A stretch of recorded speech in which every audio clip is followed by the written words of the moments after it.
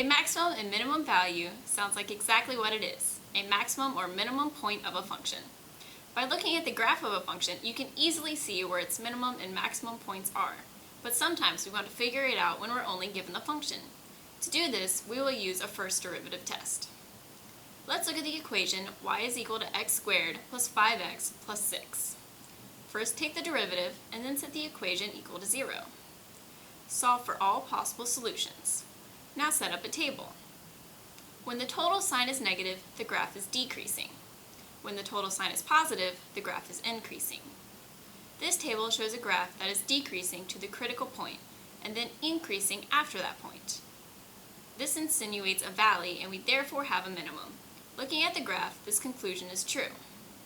Let's look at another more difficult equation. Y is equal to 1/3 x cubed plus 5/2 x squared plus 6x plus 7. Take the derivative, set the equation equal to 0, solve for all possible solutions, set up a table. As you can see, less than -3, the equation is increasing. After -3 and before -2, the equation is decreasing. After -2, the equation is increasing again. This information tells us we have a maximum value at -3 and a minimum value at -2. As we look at the graph, we see that this is true. Now let's conduct a second derivative test. The second derivative test uses both the first and second derivative. Set the first derivative equal to 0 and solve for all x values.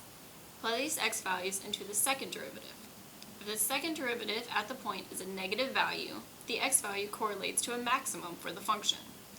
If the second derivative at that point is a positive value, the x value correlates to a minimum for the function. Let's go back to our equation.